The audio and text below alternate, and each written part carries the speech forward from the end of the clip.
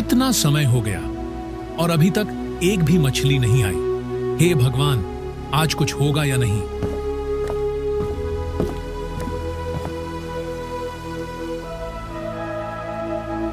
बाबा, आज कितनी मछलियां पकड़ी?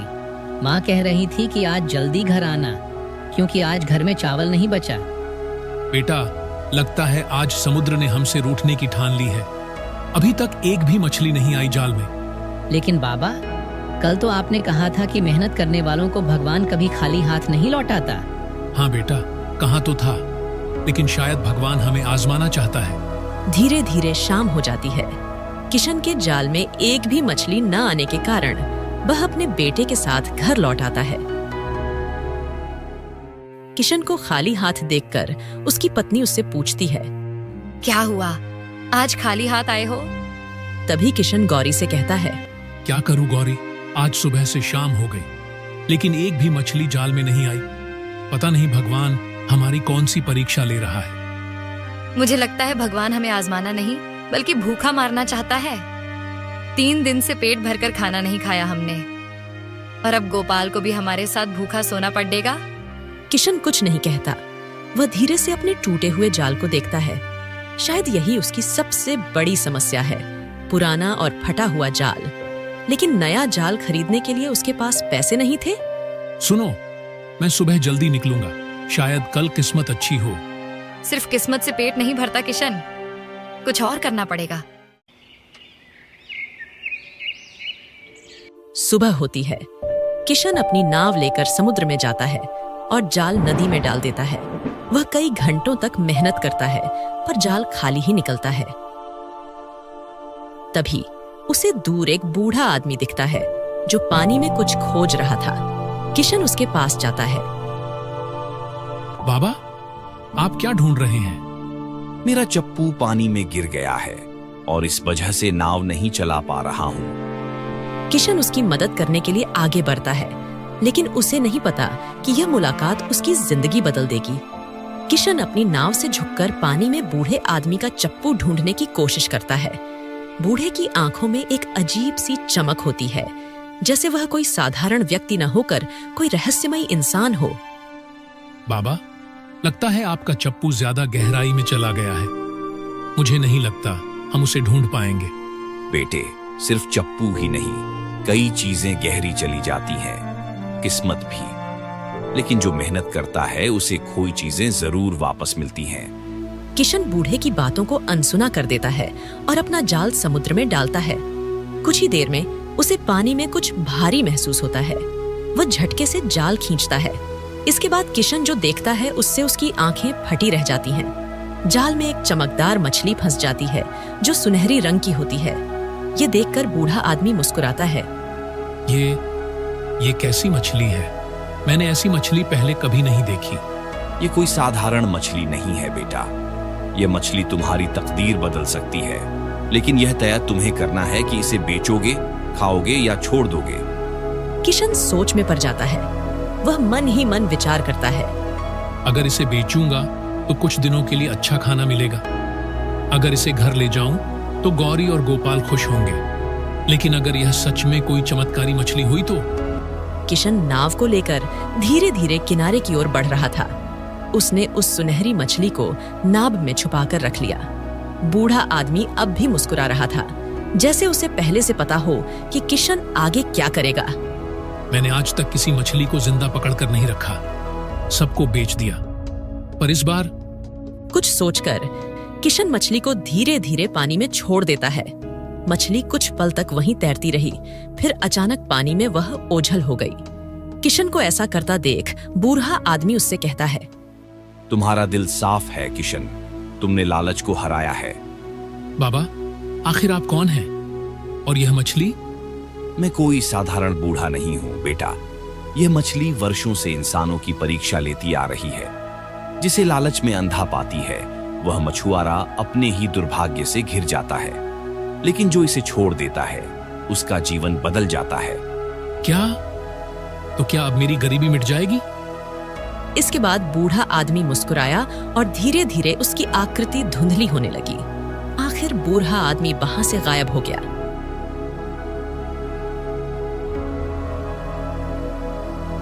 इसके बाद किशन ने अपना जाल उठाया, लेकिन जैसे ही उसने अपने टूटी फूटी नाव को छुआ, उसे एक अजीब सा एहसास हुआ।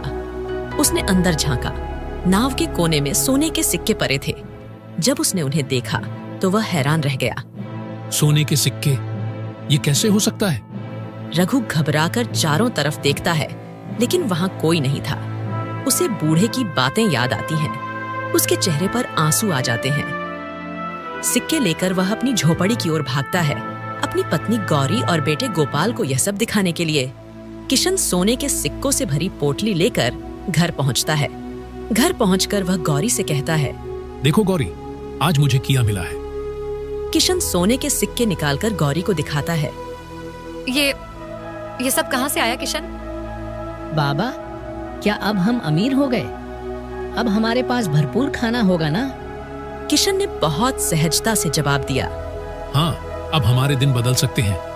लेकिन गौरी, ये सब अचानक कैसे हो गया, मैं यही सोच रहा हूँ। किशन, हमें इन सिक्कों को संभाल कर रखना होगा, कहीं कोई इन्हें चुरा ना ले।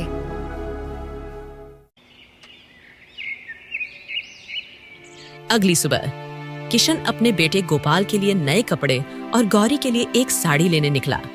लेकिन जैसे ही वह बाजार पहुंचा, लोगों की नजरें उस पर पड़ने लगीं। अरे किशन, आज इतने पैसे कहाँ से आ गए तेरे पास? जो तो आज खरीदारी करने निकला है। लगता है किसी राजा की खजाने की चाबी हाथ लग गई। किशन लोगों की बातें सुनकर अंदर से असहज महसूस कर रहा था। कुछ ही समय पहले तक ये लोग उसकी गरीबी पर हंसते थे और अब पैसे देखकर दोस्त बन रहे थे। किशन ने सामान खरीदा और घर की ओर बढ़ा। लेकिन रास्ते में उसे गांव के सरपंच ठाकुर रामलाल ने रोक लिया। ठाकुर अमीर और चालाक आदमी था, जिसे गांव में किसी और की अमीरी पसंद नहीं थी। ओरे कृष्णा, मैंने सुना है तेरे हाथ कोई खजाना लगा है। कहां से आया इतना पैसा? सच सच बता, कोई चोरी चकारी तो नहीं की? किशन को गुस्सा आ गया, लेकिन उसने शांत रहने की कोशिश की। ठाकुर साहब, मेहनत का फल मिला है, भगवान की कृपा से। अरे वाह, भगवान की कृपा भी सिर्फ तुझ पर हुई? बेटा, सच्चाई तो कुछ और है और मैं पता लगा कर रहूंगा। किशन बिना कुछ बोले आगे बढ़ गया, लेकिन उसे महसूस हो गया कि अमीरी के साथ नई परेशानियां भी आने वाली हैं। रात का समय। झोपड़ी में किशन, गौरी और गोपाल बैठे थे, लेकिन गौरी चिंतित थी। किशन, ये ठाकुर रामलाल ठीक आदमी नहीं है। उसे दूसरों की खुशी से जलन होती है। हाँ, मुझे भी चिंता हो रही है, लेकिन अब जो भी होगा देखा जाएगा। किशन को अंदाजा नहीं था कि अगली सुबह उसकी परीक्षा और कठिन होने वाली है। सुबह का सूरज उगते ही किशन अपनी झोपड़ी से बाहर निकला, लेकिन बाहर का नजारा देखकर वह चौंक गया। कुछ गांव वाले उसकी झोपड़ी के बाहर खड़े थे। उनके चेहरे पर सवाल और शक झलक रहा था। अरे किशन, सुना है कि तू अब अमीर हो गया। कहां से आया इतना पैसा?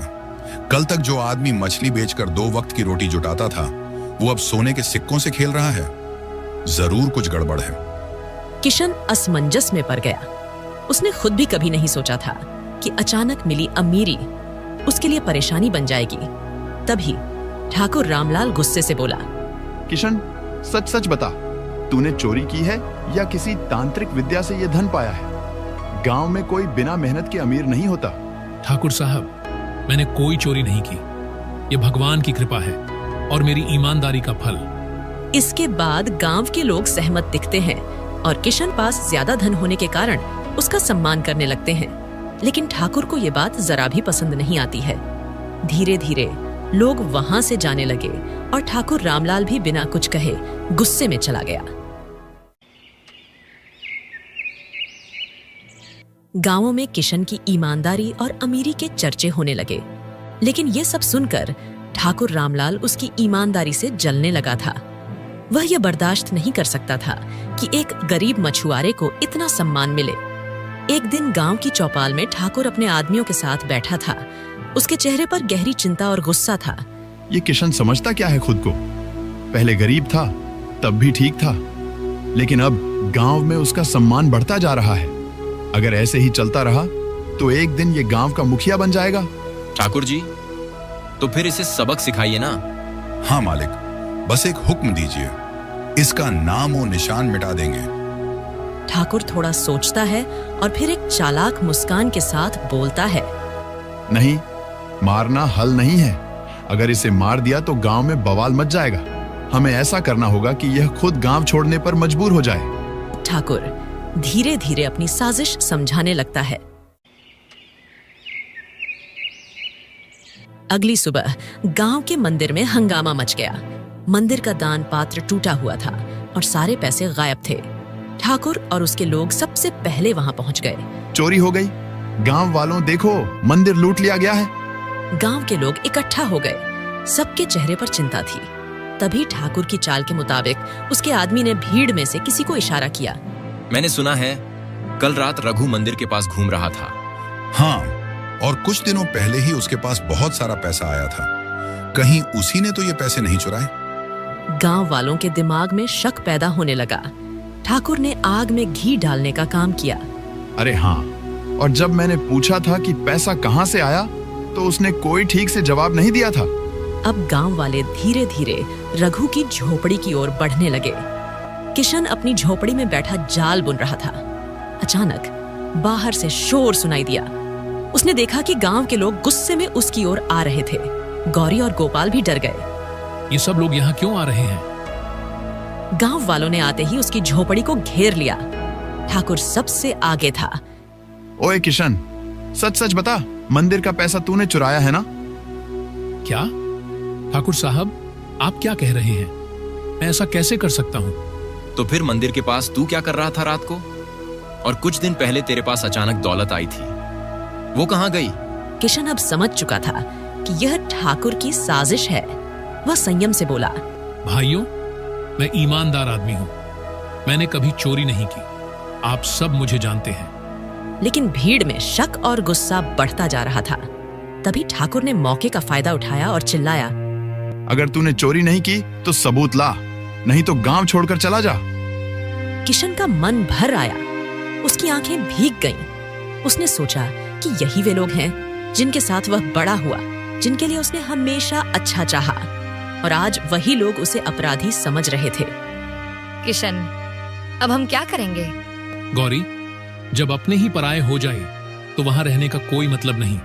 हम यह गांव छोड़ देंगे। गांव वालों ने सुना और आपस में बातें करने लगे। देखो, ये खुद ही गांव छोड़ने को तैयार है। जरूर इसी ने चोरी की होगी। इतना कहकर वह आदमी किशन की झोंपड़ी में से सारे सोने के सिक्के निकालकर ले आता है।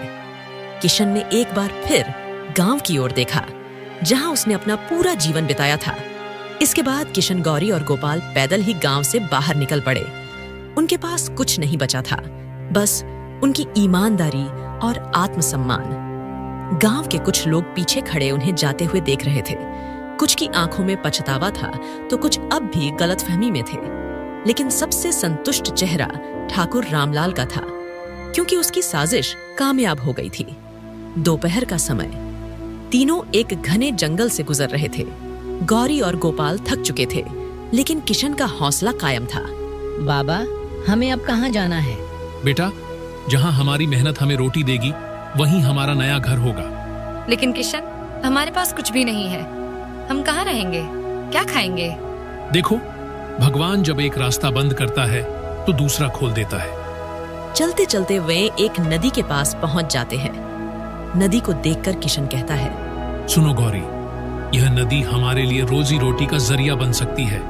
इसके बाद किशन ने वहीं नदी के किनारे एक छोटी सी झोपड़ी बनाने का फैसला किया।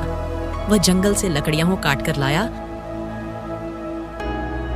और कुछ ही दिनों में एक छोटी लेकिन मजबूत झोपड़ी तैयार कर दी। अब उनकी जिंदगी की नई शुरुआत हो चुकी थी। अगली सुबह किशन नदी में मछलियां पकड़ने गया। नदी पर पहुंचकर उसने जाल नदी में डाल दिया। कुछ ही घंटों की मेहनत के बाद किशन ने काफी सारी मछलियां पकड़ ली। धीरे धीरे किशन मछलियां पकड़कर पास के एक गांव में बेचने लगा। लोग उसकी ईमानदारी से प्रभावित हुए और कुछ ही समय में उसकी रोजी रोटी चलने लगी। लेकिन मुश्किलें अब भी बाकी थीं। एक दिन जब रघु गांव में मछलियां बेच रहा था, तभी वहां के जमींदार भवानी सिंह के आदमी किशन के पास आए। भवानी सिंह क्रूर और लालची आदमी था। अरे ओ मछुआरे, ये नदी जमींदार साहब की है, यहाँ मछलियां पकड़ने के लिए कर देना होगा। लेकिन पानी पर किसी का अधिकार कैसे हो सकता है? ज्यादा सवाल मत कर। अगर जिंदा रहना चाहता है तो जमींदार को हर हफ्ते मछलियों का हिस्सा दे। किशन ने अपना सिर झुका लिया। यह नई जगह थी, नए लोग थे। उसे फिर से एक लालची आदमी का सामना करना पड़ रहा था। किशन गुस्से में था, लेकिन शांत दिमाग से सोच रहा था। अगर मैं इसी तरह मुसीबतों से भागता रहा तो कहीं का नहीं रहूंगा। फिर उसके दिमाग में एक योजना आई। अगली सुबह किशन ने गांव वालों को इकट्ठा किया। भाइयों, यह पानी किसी का नहीं है, यह हमारी धरती की धरोहर है। हम सभी मेहनत करते हैं, फिर हमें किसी को कर क्यों देना पड़े? गांव वाले आपस में फुसफुसाने लगे। पहले वे डरे हुए थे, लेकिन रघु की बात में सच्चाई थी। ये किशन सही कह रहा है। यह नदी हमारे पूर्वजों की देन है, इस पर किसी जमींदार का हक नहीं हो सकता। अगर आज हम डर गए तो ये लोग हमें हमेशा लूटते रहेंगे। धीरे धीरे गांव वालों में हिम्मत आने लगी। वे किशन के साथ खड़े हो गए। जब भवानी सिंह को यह खबर मिली तो वह आग बबूला हो गया। वह अपने आदमियों के साथ गांव में आ धमका। कौन है ये किशन जो मेरे हुक्म के खिलाफ लोगों को भड़का रहा है? मैं हूं किशन, और मैं कोई बगावत नहीं कर रहा, बस अपना हक मांग रहा हूं। हक? गरीबों का कोई हक नहीं होता। तुम लोग मेरे कहे बिना कुछ नहीं कर सकते। लेकिन इस बार गांव वाले डरने के बजाय एक साथ खड़े हो गए। नहीं, अब और नहीं। हम सभी मेहनत करके जीते हैं, हमें तुमसे डरने की जरूरत नहीं। गांव वालों का यह हौसला देखकर भवानी सिंह को एहसास हुआ कि वह अकेला पड़ गया है।